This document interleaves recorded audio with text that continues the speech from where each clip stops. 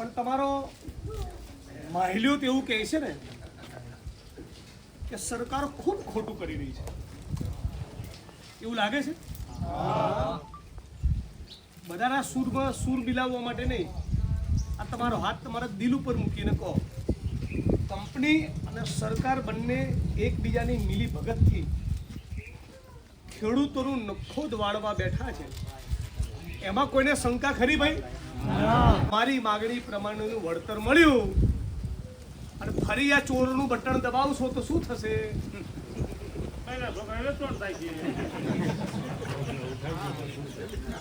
આ એ જ લોકો છે ને જેમણે 400 નો બાટલો 1000 માં આપ્યો, પેટ્રોલ ડીઝલ મોંઘું કર્યું, હોસ્પિટલના બિલ મોંઘા કર્યા, રાશન કરિયાણું મોંઘું કર્યું, ખેતીના ઓજાર, જંતુનાશક દવા, ખાતર આ બધું મોંઘું કર્યું છે ને.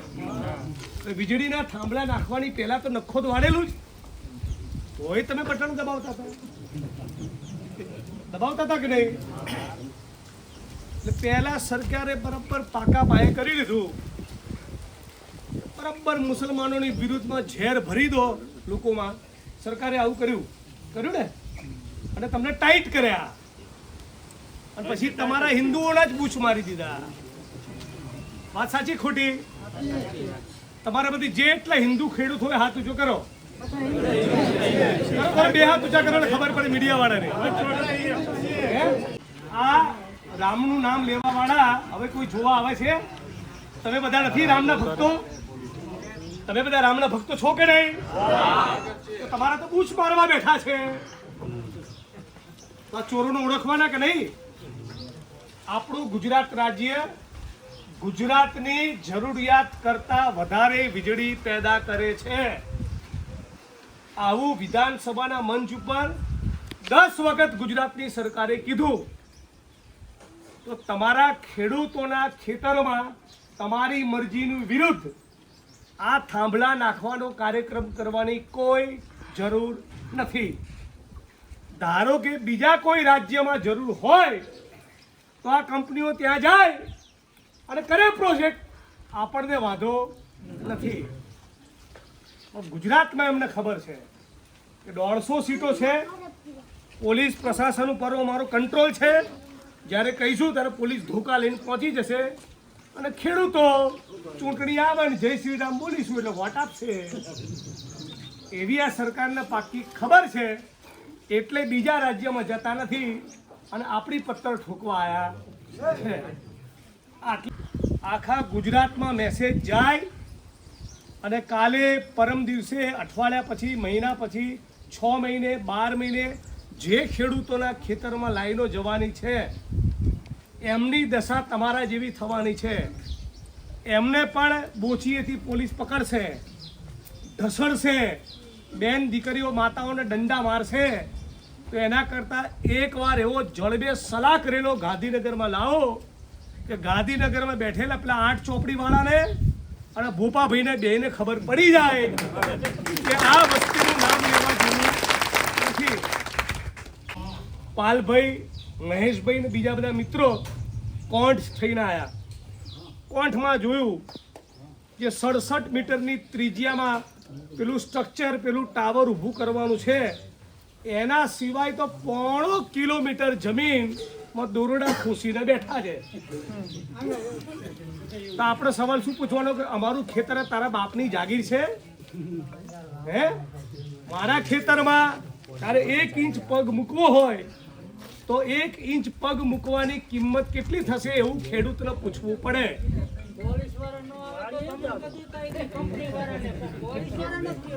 પોલીસ વાળા આપણા ખેડૂતના દીકરાઓ છે. એમણે વિડીયોના માધ્યમથી આ વિસ્તારના અને સમગ્ર ગુજરાતના પોલીસના ભાઈઓને પણ આ સભાવતી અપીલ કરું છું કે તમે પણ ખેત મજૂરના, ખેડૂતના, પશુપાલકના દીકરાઓ છો. વીજ લાઈનના મુદ્દે બધું સરકાર કે કંપની કે એવું ના કરો.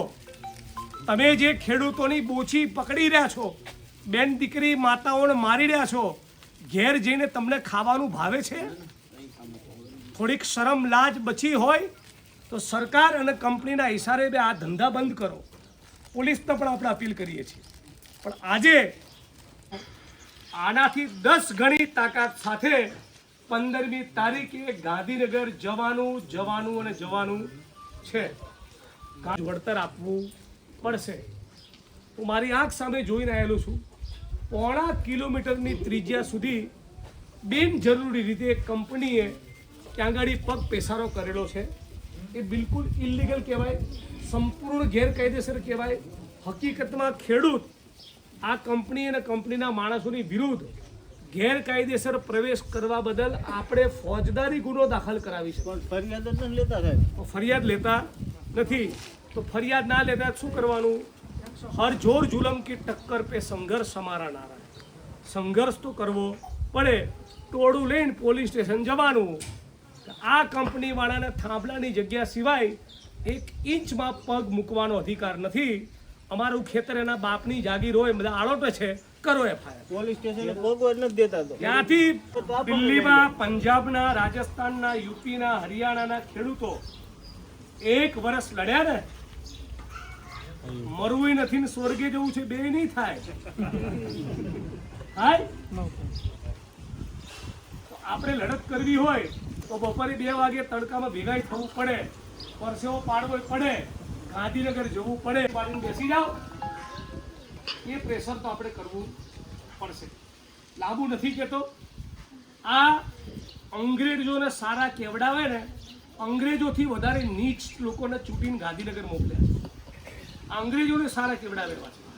એટલે મહેરબાની કરીને મોટી તાકાતથી ગાંધીનગર બધા આવજો, ટ્રેક્ટર લઈને આવજો અને આપણી એકતાનો પરચમ લહેરાવજો.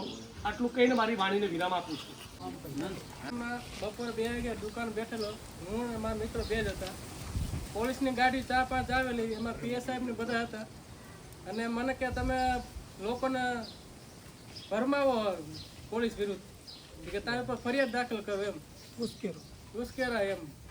મેં કહ્યું મેં કેવું કર્યું? તો કે તારા મોબાઈલ લાવી. મારા આગળ મોબાઈલ લઈ લીધો કરે અને મોબાઈલમાં જોયું એવું કંઈ નીકળ્યું નહીં. પછી એરિયા જતા રહીએ. પછી મને કે તારી ઉંમર કેટલી? મેં મારા 26 વર્ષ ઉંમર હે. તો કે તાર જીવાનું હજી બાકી ને. હા, એવી ધમકી આપી એ કે હળવદમાં તું આવ લે કે. એ પોલીસ વાળાને જોઈ ઓળખો છો? હા, જોઈ ઓળખો છો? નામ નથી ખબર. જોઈ ઓળખો છો ને? હા. આ પતી જાય પછી મરણ પાલભીને બોલાવો, એના પોલીસ સ્ટેશનમાં એની વિરુદ્ધ ફરિયાદ કરાવે. રેડી ને બધા? આ 15 તારીખનો પ્રસંગ પતી જાય પછી ફરી આખું ગામ રેડી થાવ.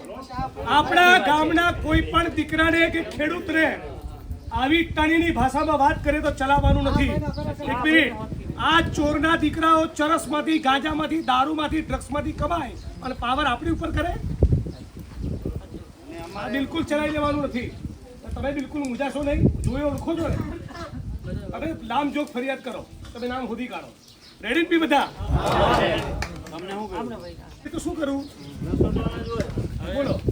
એમાં એવું હતું કે જ્યારે ગામની અંદર છે ત્યારે આપણે બધા ગામના યુવાન તરીકે, આપણે જાગૃત યુવાન તરીકે આપણે બધાને મદદ કરી. આપણે હવે આમાં આવું કરીએ, આવું કરીએ. પછી મહેશભાઈ હતા હાજર, અમે બધા અહીંયા હતા. તો જ્યારે પણ મેસેજ આવે ને એટલે હું કહેતો ભાઈ ગામને આપણે આવા ચોરે ભેગા થઈ જાવ, એકારે બધા થઈ જજો, આ રીતના આપણે જઈશું. તો શી ખબર ક્યાંથી એમને મારી જાણકારી લીધી કંઈ ખબર નથી. આખા ગામમાં મેસેજ લઈને ફરે એટલે મુકેશ રબારી કોણ છે અને આ મુકેશ રબારી ક્યાં મળશે. આખા ગામમાં 2-3 દી ગોતા. મતલબ હું એવી રીતના કીધું ને કે ભાઈ મને પકડો છૂટી, હું વાગી હોય અથવા ઘરે હોય. બાકી એવી રીતના મને કોઈ ઓલું નહીં કરે કે લઈ જવું હોય તો લઈ જવાનું છૂટી. તમને જેટલા દિવસ રાખો એટલા દિવસ હું જોઉં એવું નથી. તો એવું લાગ્યું ને તો જે મારા વાલે છે, દાખલા તરીકે મને કાકા થાય છે, કોઈ એવા મિત્ર છે, એ બધાને કહેવાયું કે ભાઈ તું મેસેજ નાખવાનું બંધ કર. જેવો હું મેસેજ નાખું ખાલી આપણે ગોપાલભાઈ જે પોઈન્ટ આવ્યા ને તો તેથી હું મૂડી અમારા સમાજની મિટિંગમાં જતો હતો. તો અહીંયા જતો હતો ને તો જાજા પોલીસ વાળા જોયું ભાઈ હાપકડાથી જે આવો ને તમે જોઈને આવજો, અહીંયા એક ના હોતા ને કાંઈ રોકશે જાજી પોલીસ છે. તો એ નાખું ને તો 5 મિનિટની અંદર મને ગામમાંથી કેવી રીતના ફોન આવે, ભાઈ PSI ફોન આવે કે એને કહી દો ને કે 2 હાથ દે દુકાને અમે લઈ જાવ આવી રીતના. અને 5 મિનિટની અંદર જે પણ મેસેજ નાખું 5 મિનિટની અંદર મને ફોન આવે. એમના તરફથી નહીં પણ મારા જે વાલે છે ને એના તરફથી મને દબાવવામાં આવે. ઘરે મારા પાપાને હોત ફોન કરીને કહે છે ભાઈ તમારો છોકરો હજી નથી નાખ્યો, હવે નથી હાથ. આ લોકોની મૂળ દાદાગીરી બહુ વધી ગઈ છે. આ દાદાગીરી તમે આપણે ગુજરાતના લોકો, ગુજરાતીઓ, ભારતવાસીઓ પોલીસ અને ભાજપની સેનાના કે નોકર નથી, ગુલામ નથી. આજે દમદાટી આપે છે ને ચૂંટણીઓમાં, ચૂંટણી પતી જાય પછી ફોર્મો પાછા ખેંચાવે, વીજળીના થાંભલા નાખે આપણી મરજીની વિરુદ્ધ. આ ભાઈને કે તું બોલતો નહીં ફલાણા ગામ. આ જે દાદાગીરી છે એ ખતમ કરવી પડશે કે નહીં? અને બીજું આપણા બાપ દાદાઓ અંગ્રેજો સામે લડ્યા, આ કાળા ચોરો સામે નહીં લડીએ? અને બીજું છે અહીંયાથી કોઈને વાડીઓમાં જવા નથી દેતા કોઈ ખેડૂતને. હવે 5 દિવસથી ખેડૂત જતા નતા. હવે અત્યારે પાણી છોડે ખેડૂત અત્યારે સંભાળ લેવા જાય ને તો 500 મીટર સુધી બધા એનો કેબલ લઈ ગયા ચોર. હવે કોઈ ખેડૂત કોઈ અહીંયા જોવા જઈ નતા શકતા. હવે એનો કોણ જવાબ દે? મોટર દેડકાના કેબલ આવે ને 500 મીટર કેનાલ ઉપરથી, મતલબ એ કેબલ તો લાંબો રહે, કેનાલ દેડકા સુધી કેબલ પહોંચે નહીં. 500 મીટરની રેન્જ સુધી બધો જ કેબલ લઈ જાય. આ બધું જ હોવું છે. એમાં એક જણ જ થઈ શકે પોતાની વાડી. હવે આ સિત્તેર કામની એમને કણ કપાઈ કે ચોપા તમે આવો મારી આવા બધા પ્રશ્નો છે. માણસોએ તેના વિરુદ્ધ અમે 2 થી 3 દિવસમાં અમારું જો પેમેન્ટ નહીં થાય તો અમે કાયદેસર એમની ઉપર એફઆઈઆર કરવાની થાય છે, બરોબર? જો પીઆઈ અમારી એફઆઈઆર નહીં લે તો અમે અનશન ઉપર સસરા છે તો વાડીએ જઈ તો મને કે હું લેવા આવ્યા. મેં કીધું મને લખાણ દો. ફાઉન્ડેશન ભર્યું ત્યાંથી મને લખાણ નથી દીધું, મને વળતર કોઈ નથી. તો મને પોલીસ ચારી આવ્યા, ઓલા મુકેશભાઈ હતા ને આવ્યા તો કે શું લેવા આવ્યા? મેં કીધું મને લખાણ કરી દો.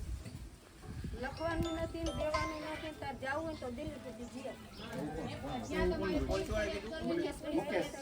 મુકેશ કરીને અધિકારી તાર થાય ને એમાંથી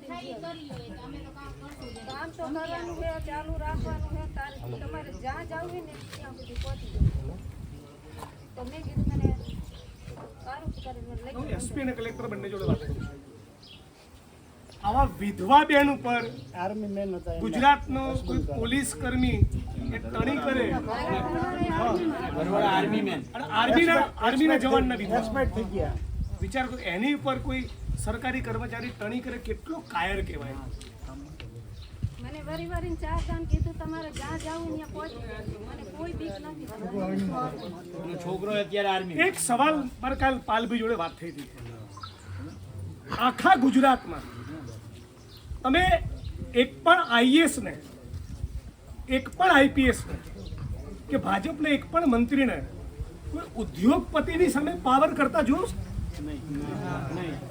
કોઈ ઉદ્યોગપતિ, કોઈ પૂંજીપતિ, કોઈ ધંધા શેઠ, કોઈ કોર્પોરેટ કંપનીનો માલિક એને જેલમાં ખુશી ગાલ્યો હોય એવો એકે દાખલો જોયો છે?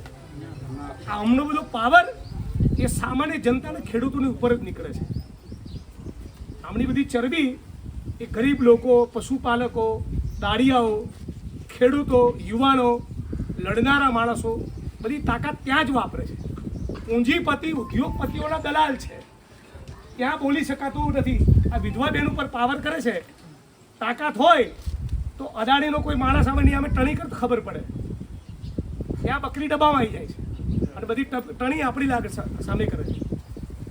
આપણે બધા માણસોએ પણ આ લોકોને બરાબર ઓળખવાની જરૂર છે.